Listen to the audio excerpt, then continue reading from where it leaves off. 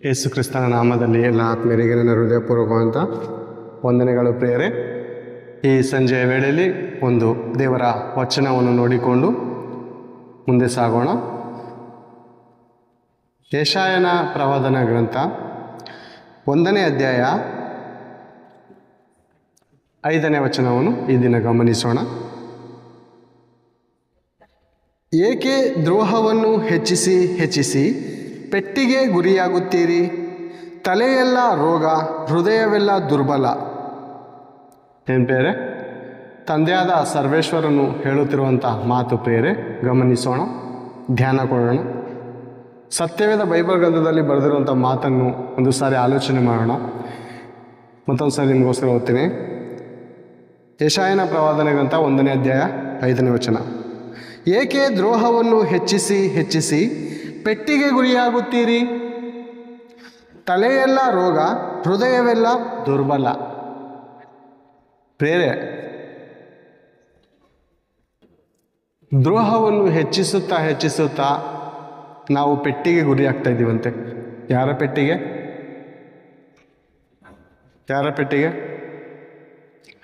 ದೇವರ ಪೆಟ್ಟಿನಿಂದ ನಾವು ಅಸಮಾಧಾನ ಹೊಂದ್ತಾ ಇದ್ದೀವಿ ಪ್ರೇರೆ. ಮೊದಲನೇದಾಗಿ ನಮ್ಮ ದ್ರೋಹಗಳನ್ನು ನಾವು ದೇವರ ಮುಂದೆ ಒಪ್ಪಿಕೊಳ್ಳಬೇಕಾಗಿರೋದು ಬಹಳ ಪ್ರಾಮುಖ್ಯವಾಗಿದೆ ಪ್ರೇರೆ. ಏನಾದರೂ ರೋಗ ಬಂದರೆ ಡಾಕ್ಟರ್ ಬಳಿಗೆ ಹೋಗ್ತೇವೆ. ಡಾಕ್ಟರ್ ಬಳಿಗೆ ಹೋದಾಗ ನಿಮಗೆ ಯಾವ ರೀತಿ ತೊಂದರೆ ಆಗ್ತಾ ಇದೆ, ನಿಮ್ಮ ದೇಹದಲ್ಲಿ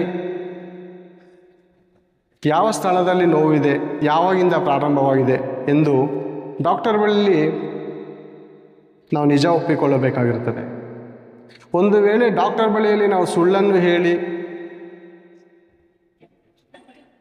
ನಾವು ಅಲ್ಲಿಂದ ತಪ್ಪಿಸಿಕೊಂಡು ಅಂದುಕೊಂಡ್ರೆ ನಿಜವಾಗ್ಲೂ ಆ ರೋಗವು ನಮ್ಮನ್ನು ಸಾಯಿಸುವಂಥದ್ದಾಗಿರುತ್ತದೆ ಪ್ರೇರೆ. ಅದಕ್ಕೆ ದೇವರೇನು ಹೇಳ್ತಾ ಇದ್ದಾರೆ ಅಂದರೆ, ನೀವು ಏಕೆ ದ್ರೋಹವನ್ನು ಹೆಚ್ಚಿಸಿ ಪೆಟ್ಟಿಗೆ ಗುರಿಯಾಗುತ್ತೀರಿ? ತಲೆಯೆಲ್ಲ ರೋಗ, ಹೃದಯವೆಲ್ಲ ದುರ್ಬಲ. ಅಂದರೆ ತಲೆಯಲ್ಲಿ ಪಾಪ ಎಂಬುವಂಥ ರೋಗವು ಯಾವಾಗಲೂ ಆ ಆಲೋಚನೆಯನ್ನು ಏನು ಮಾಡ್ತಾ ಇರ್ತದೆ ಅಂದರೆ ನಮ್ಮನ್ನು ಕೆಟ್ಟದ್ರಿಂದ ಕೆಟ್ಟದಕ್ಕೆ ನಡೆಸ್ತಾ ಇರ್ತದಂತೆ. ಮೊದಲದಾಗಿ ಕುಡಿಯೋ ಚಟ ಪ್ರಾರಂಭವಾಗುತ್ತೆ. ಕುಡಿದ ನಂತರ ವ್ಯಭಿಚಾರ ಮಾಡಬೇಕು ಅನಿಸುತ್ತೆ. ವ್ಯಭಿಚಾರ ಮಾಡಿದ ನಂತರ ಹಣವೆಲ್ಲ ಕಳ್ಕೋತೇವೆ. ನಂತರ ಸಂಪಾದನೆ ಮಾಡಬೇಕಂದ್ರೆ ಅಡ್ಡದಾರಿಗೆ ಹಿಡಿತೀವಿ, ಅಂದರೆ ಇಸ್ಪೀಟ್ ಆಟ ಆಡಬೇಕು ಅನಿಸುತ್ತೆ. ಇಸ್ಪೀಟ್ ಆಟದಲ್ಲಿ ಸೋತ ನಂತರ ಅದನ್ನು ಸಂಪಾದನೆ ಮಾಡ್ಕೋಬೇಕು ಅಂತ ಹೇಗಾದರೂ ಸಂಪಾದನೆ ಮಾಡ್ಕೊಳ್ಳೇಬೇಕು, ನನ್ನ ಅಸಲಾದರೂ ಮಾಡ್ಕೋಬೇಕು ಅಂತ ಕಳ್ಳತನ ಮಾಡೋದಕ್ಕೆ ಹಿಡಿತೇವೆ ಪ್ರೇರೆ. ಹೀಗೆ ಒಂದರಿಂದ ಒಂದು ದ್ರೋಹವನ್ನು ಹೆಚ್ಚಿಸಿ ನಾವು ಪಾಪದ ಅಮಲಿನಲ್ಲಿ ನಾಶವಾಗುತ್ತಾ ಇದ್ದೀವಿ ಪ್ರೇರೆ. ಅದಕ್ಕೆ ದೇವರು ಅದ್ಭುತವಾದಂಥ ಒಂದು ಮಾರ್ಗವನ್ನು ಏರ್ಪಾಡು ಮಾಡಿದ್ದಾರೆ. ಏನೆಂಬುದಾಗಿ ನೋಡುವಾಗ ಕೀರ್ತನೆಗಳು 32ನೇ ಅಧ್ಯಾಯ 5ನೇ ವಚನ. ಹೀಗಿರುವಲ್ಲಿ ದೇವರ ಸನ್ನಿಧಿಯಲ್ಲಿ ನನ್ನ ದ್ರೋಹವನ್ನು ಒಪ್ಪಿಕೊಳ್ಳುವೆನು ಅಂದುಕೊಂಡು ನನ್ನ ಪಾಪವನ್ನು ಮರೆಮಾಡದೆ ನಿನಗೆ ನನ್ನ ದೋಷವನ್ನು ತಿಳಿಸಿದೆನು. ನೀನು ನನ್ನ ಅಪರಾಧಗಳನ್ನು ಪರಿಹರಿಸಿಬಿಟ್ಟಿ. ಬೇರೆ ಎಷ್ಟು ಅದ್ಭುತವಾದಂಥ ಮಾರ್ಗವನ್ನು ದೇವರು ತೋರಿಸ್ತಾ ಇದ್ದಾರೆ ಅಂದರೆ, ನಮ್ಮ ಪಾಪಗಳನ್ನು ದೇವರ ಮುಂದೆ ಒಪ್ಪಿಕೊಂಡು ಬಿಟ್ಟು ಬಿಡುವುದಾದರೆ ನಮಗೆ ಪಾಪ ಪರಿಹಾರ ಸಿಗುತ್ತೆ. ಹೌದು ಪ್ರಿಯರೇ, ನಿಜ. ದೇವರು ಎಷ್ಟು ಕರುಣೆ ಉಳ್ಳವನೆಂದರೆ ನಮ್ಮ ದ್ರೋಹಕ್ಕೆ, ನಮ್ಮ ಪಾಪಕ್ಕೆ ಸರಿಯಾಗಿ ನಮ್ಮನ್ನು ಶಿಕ್ಷಿಸದೆ ಪಾಪ ಪರಿಹಾರ ಮಾಡಿಕೊಳ್ಳೋದಕ್ಕೋಸ್ಕರ ಒಂದು ಯಜ್ಞದ ಕುರಿಯಾದ ಆತನ ಯೇಸು ಕ್ರಿಸ್ತನನ್ನು ಈ ಲೋಕದ ಪರಿಹಾರಕ್ಕೋಸ್ಕರ ನೇಮಿಸಿದ್ದಾನೆ. ಆತನನ್ನು ನಂಬುವುದಾದರೆ ನಮ್ಮ ಸಕಲ ಪಾಪಗಳಿಂದ ನಾವು ಪರಿಹಾರ ಹೊಂದಿ ಪರಿಶುದ್ಧರಾಗಿ ಜೀವಿಸುವುದಕ್ಕೆ ಒಂದು ಹೊಸ ಮಾರ್ಗ ದೇವರೇ ಏರ್ಪಾಡು ಮಾಡಿ ಕೊಡ್ತಾ ಇದ್ದಾರೆ.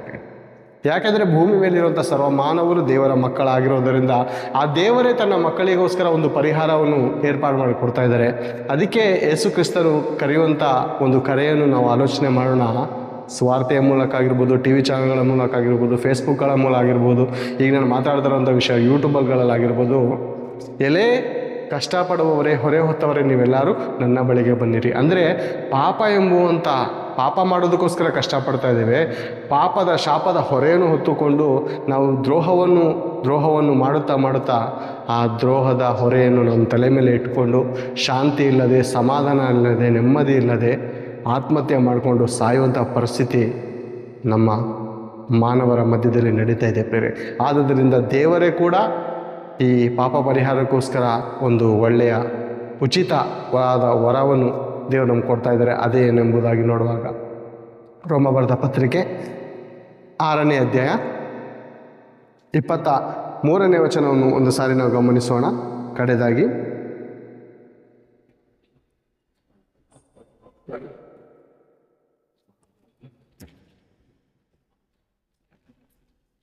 6:23. ಯಾಕೆಂದರೆ ಪಾಪವು ಕೊಡುವ ಸಂಬಳ ಮರಣ, ದೇವರ ಉಚಿತಾರ್ಥ ವರವು ನಮ್ಮ ಕರ್ತನಾದ ಯೇಸು ಕ್ರಿಸ್ತನಲ್ಲಿರುವ ನಿತ್ಯ ಜೀವ. ಇದು ಉಚಿತಾರ್ಥ ವರವಂತೆ. ಇದಕ್ಕೆ ಯಾವುದೇ ಪನಿಷ್ಮೆಂಟ್ ಇಲ್ಲ. ಕುರಿ ಕೊಡಬೇಕಾಗಿಲ್ಲ, ಕೋಣ ಕೊಡಬೇಕಾಗಿಲ್ಲ, ದನ ಕೊಡಬೇಕಾಗಿಲ್ಲ, ಕುಂಬಳಕಾಯಿಗೆ ಅರ್ಶಿನ ಕುಂಕುಮ ಹಾಕಿ ಹೊಡಿಬೇಕಾಗಿಲ್ಲ. ನಮಗೋಸ್ಕರ ಯಜ್ಞದ ಕುರಿಯಾದ ಆತನು ಬಲಿಯಾಗಿದ್ದಾನೆ. ಆತನನ್ನು ನಂಬುವ ಒಬ್ಬನಾದರೂ ನಾಶವಾಗದೆ ಎಲ್ಲರೂ ನಿತ್ಯ ಜೀವವೆಂಬುವಂತಹ ಸ್ವರ್ಗವನ್ನು ಸೇರಿಕೊಳ್ಳುವುದಕ್ಕೆ ಇದು ಉಚಿತಾರ್ಥವರ. ಇದಕ್ಕೆ ಯಾವ್ಯಾವ ಒಂದು ಬೆಲೆಯನ್ನು ಕಟ್ಟುವಂಥ ಅವಶ್ಯಕತೆ ಇಲ್ಲ ಎಂಬುವಂಥ ಮಾತನ್ನು ನಿಮಗೆ ಈ ದಿನ ತಿಳಿಸುವುದಕ್ಕೆ ನಾನು ಸಂತೋಷವುಳ್ಳವನಾಗಿದ್ದೇನೆ. ದೇವರು ನಮ್ಮೆಲ್ಲರನ್ನು ಆಶೀರ್ವದಿಸಲಿ. ಥ್ಯಾಂಕ್ ಯು ಪ್ರೇರೆ.